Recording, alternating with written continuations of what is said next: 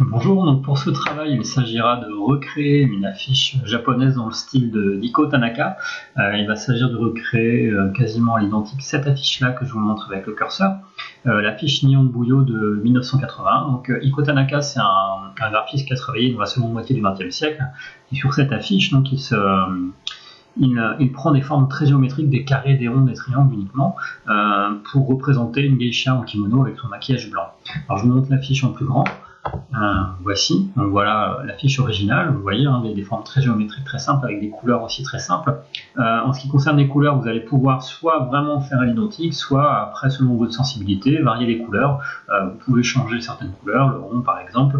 Je vous montre tout de suite un exemple d'une recréation de cette affiche sur PhotoFiltre. Vous voyez là les couleurs ont été changées, mais on a bien vraiment le même style de forme géométrique avec simplement des carrés, des triangles et des cercles. Donc on va aller directement sur PhotoFiltre pour commencer. Donc, première chose à faire, donc, ouvrir un nouveau document, fichier nouveau, vérifiez bien que vous êtes en centimètres dans ce petit onglet ici, et tapez, si ce n'est pas déjà fait, la largeur 21, la hauteur 29,7, c'est le format A4, et la résolution en 200 pixels par pouce. Vous laissez le fond blanc, vous tapez sur OK. Deuxième chose à faire, il va falloir ouvrir la seule pièce jointe, en fait, ça va être, vous faites fichier ouvrir, vous allez chercher le gabarit carré que je vous ai fourni, que vous avez enregistré soit dans le téléchargement, soit dans un autre document. Donc, cliquez sur ouvrir. Ce gabarit carré en fait, va nous donner, comme son nom l'indique, le gabarit pour tous les carrés qui vont permettre de constituer cette affiche. Donc, un clic droit pour faire un copier. Si vous n'avez pas le clic droit copier, CTRL et C sur le clavier pour faire le raccourci, et CTRL et V sur le document sans titre pour le coller. Sinon, clic droit, coller. Voilà, vous avez votre gabarit. On peut fermer dorénavant ce gabarit. Alors, on va pouvoir faire une petite astuce. Ce carré-là, on veut qu'il soit tout en haut à gauche. Alors, on peut faire un clic droit redimensionner et le positionner en haut à gauche. On peut aussi faire calque et aller dans le paramétrage ici, vous voyez, paramétrage manuel. Par défaut, vous voyez ici, vous avez plein de petits carrés. L'image qu'on colle est toujours centrée dans le document. Donc, si vous cliquez en haut à gauche, votre image va se positionner directement en haut à gauche. Alors, on va simplement agrandir le document, zoomer avec l'outil tout en haut, zoom avant. Vous avez la petite loupe là. Donc, je prends ma petite barre pour vérifier. Donc, on zoome. En fait, on va décaler légèrement ce carré pour avoir un petit peu d'espace sur les bords. Donc, un clic droit sur le calque, redimensionner le calque, et avec les flèches directionnelles qui sont en bas à côté du pavé numérique, vous avez des petites flèches haut, bas, gauche, droite. Vous décalez légèrement votre carré donc vers la droite, voilà, pour laisser, vous voyez ici, un petit espace blanc, et vers le bas également pour laisser un petit espace blanc au niveau du document, des bords du document. Je peux même faire encore un petit peu à droite et un petit peu vers le bas, et vous appuyez sur Entrée, vous validez, Entrée sur le clavier. Voilà, on peut dézoomer, donc zoom automatique, voilà, pour avoir l'image en plein écran. Et ce que l'on va faire tout de suite, ça va être de dupliquer ce calque. Clic droit sur le calque 1, vous faites dupliquer. Voilà, donc on a deux fois le même calque. Ce que l'on va faire aussi, c'est qu'on va retourner sur le calque 1 directement et on va le colorier. Alors, pour le colorier, vous allez prendre l'outil remplissage à droite dans la barre d'outils, choisir le gris le plus clair dans la palette. Donc avec la petite pipette, je clique, voilà, j'ai bien mon gris. Et on colorie, on remplit. Alors, on ne le voit pas, mais on le voit sur le calque là, il est en gris. Et par-dessus, on a le calque noir que l'on vient de mettre. Même chose, si vous voulez avoir plus de confort, vous pouvez aller sur calque, sur affichage, et ensuite, miniature des calques. Voilà, vous êtes par défaut en taille standard, vous pouvez mettre une taille large pour avoir des calques un peu plus grands. Là, je clique dessus, vous voyez ça, légèrement agrandi les calques, ça vous permet d'avoir une meilleure visibilité. On va retourner sur le calque 2 pour le déplacer et le mettre au centre. Alors, on va faire plusieurs fois cette opération, c'est une opération qui demande du temps. C'est assez simple à faire, mais ça demande du temps et de la rigueur pour ne pas se tromper. Donc, un clic droit sur le calque 2, redimensionner le calque, et là, vous allez le décaler. Voilà, je le décale vers la droite pour le positionner à côté du calque gris. Alors, même chose, on va zoomer avec l'outil zoom tout en haut. Voilà, pour voir ensuite si on est vraiment bien centré par rapport au calque gris. Alors, avec les petites flèches directionnelles, vous pouvez baisser, monter. Donc là, je baisse légèrement vers le bas voilà, pour que mon carré soit vraiment bien positionné par rapport au calque gris.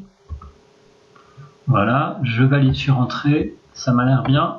Alors, ouais, voilà, il n'y a aucun espace entre les deux. Je pense que j'ai à peu près le même espace en haut. Pour vraiment vérifier si vous êtes bien positionné, vous pouvez ensuite cliquer tout en haut à droite sur plein écran diaporama. Là, vous avez votre image en plein écran et vous voyez vos petits carrés positionnés pour vérifier que vous êtes bien centré. Échappe pour revenir sur le plan de travail, et ensuite zoom automatique pour revenir en plein écran. Alors, même chose, on va maintenant recliquer sur le calque 1.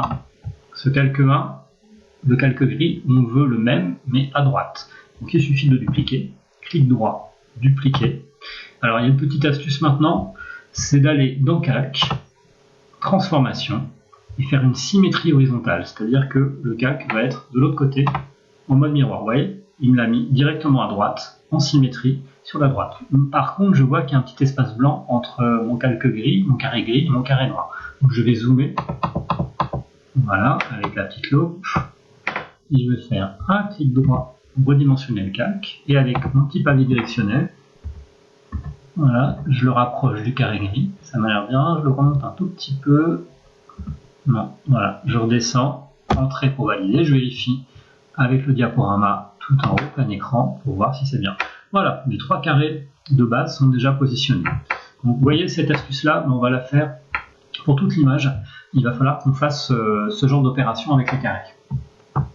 Alors, on reprend, on va maintenant aller sur le calque noir, le calque 2. Alors, une petite astuce, hein, si vous avez peur d'être perdu, parce qu'on va avoir beaucoup de calques, vous pouvez renommer les calques. Sinon, vous pouvez simplement voir sur les calques, vous voyez là, je vois bien que là c'est le calque gris en haut à gauche, ici c'est le calque gris en haut à droite, ici c'est les calques noirs en haut au milieu. Mais vous pouvez très bien faire un clic droit sur le calque, renommer le calque, je vais nommer par exemple carré noir au milieu. Voilà, pour être sûr.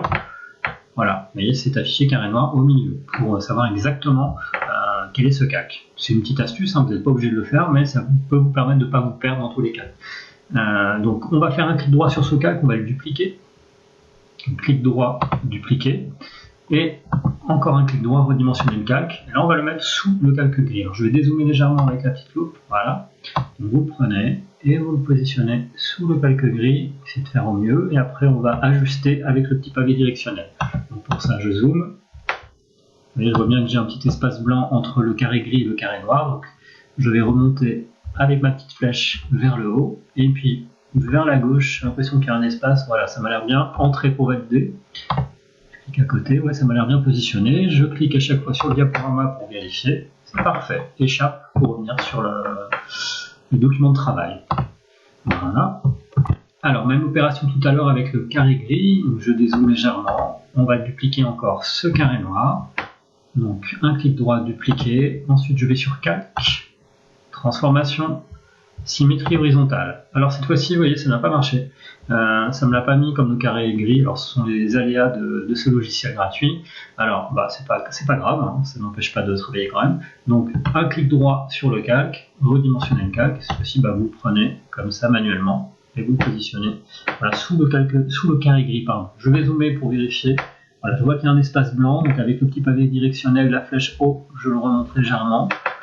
Entrée pour valider.